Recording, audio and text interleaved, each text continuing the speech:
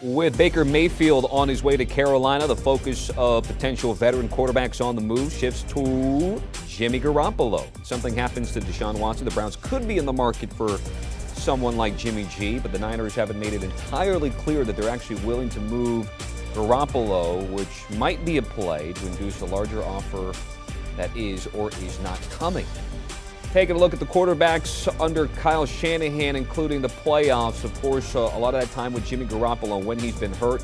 You know, the Nick Mullins experience didn't go too well. C.J. Beathard, Brian Hoyer, and of course Trey Lance with a couple of stabs at it last year. Shanahan was quoted as saying, "I think about that when the day comes, but if Jimmy's under contract with us and he's healthy right now, I would see him coming to practice unless we traded him and his salary for 24.2 in terms of base money."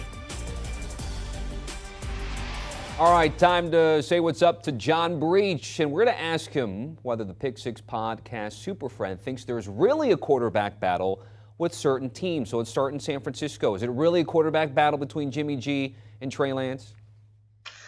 Tommy, I would say the answer to that question is no. I think Kyle Shanahan has made it pretty clear that he is ready to pass the torch from Jimmy Garoppolo to Trey Lance, whether Jimmy wants to pass that torch or not. We've heard Kyle Shanahan publicly talking about the fact that they are going to try and trade Jimmy Garoppolo, which you don't usually hear a head coach do.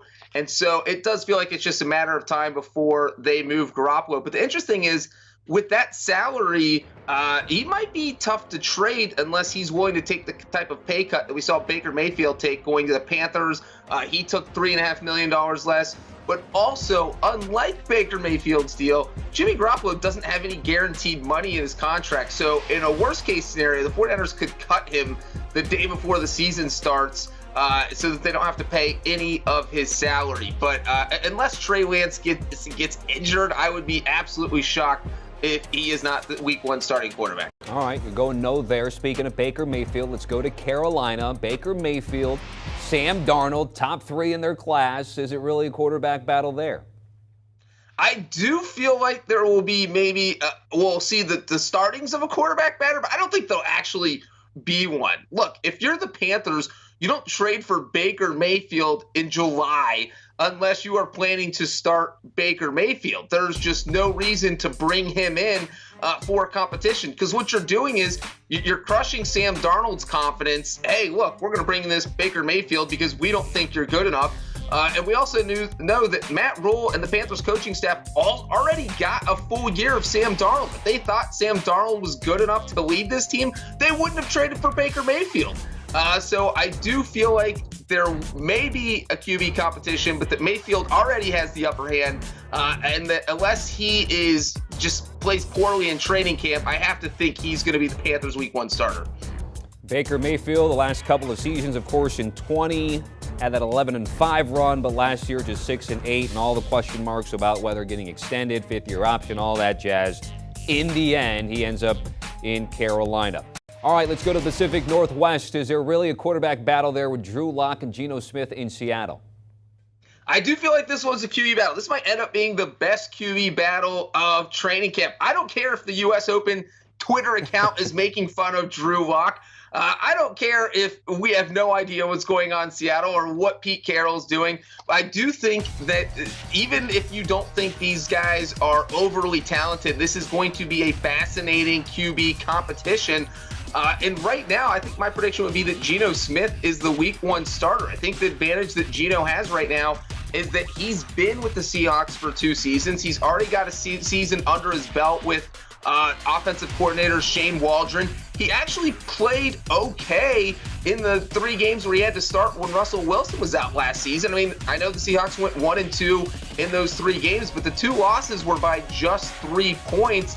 And what you want to do when Pete Carroll's your coach is he just doesn't want the quarterback to make mistakes because he's going to run the ball 45 times per game. And so I think Geno Smith can be that game manager that the Seahawks want out there. By the way, the U.S. Open tennis account was going with Drew Lock. By the way, on a scale of 1 to 10, what was that reply on a scale for you in response to that Seahawks fan? That was a 10.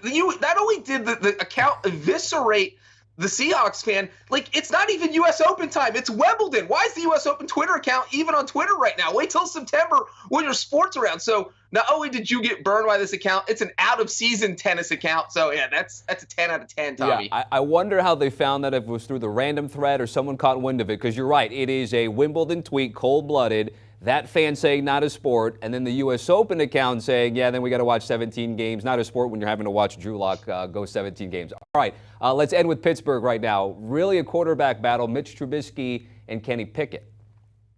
I do think that the Steelers would like this to be a QB battle, but I don't think they're going to really push Kenny Pickett along too much. Look, they signed Mitchell Trubisky to a 2-year, $14 million deal. I think they'll be fine if he is the starting quarterback in week 1. And really, I think the Steelers' quarterback situation is kind of win-win for them, because if Trubisky is your starter going into the year and he plays well, then you know what? Maybe you have a franchise quarterback of the future. Maybe he can be your starting quarterback for the next few years.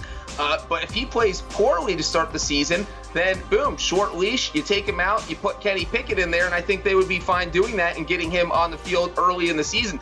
So I think the Steelers probably are comfortable starting the year with Mitchell Trubisky as their quarterback and then possibly turning it to Kenny Pickett. So, maybe we'll see Pickett get some first-team reps, but if there is a competition, it feels like Mitchell Trubisky is probably already slightly ahead just because he's a veteran. He's not learning the ropes. And he's ready to play. So, yes, I do think there could be a QB battle, but I think if there is, Trubisky is already a little bit ahead of Kenny Pickett. All right, 2 hard no's, 1 hard yes, and then a maybe at the end there from John Breech. John, certainly appreciated. Pick Six Podcast, top 10 kickers and punters in the NFL. John's telling me Younghoe Koo is not number 1. It's probably because it's going to be Justin Tucker, and that's okay. But to find out the rest of the list, download the Pick Six Pod. Do you want a sports network that delivers everything that matters about the game? The highlights, the picks, the instant analysis, no yelling, no fake debates, no politics. Hit the subscribe button and never miss a moment.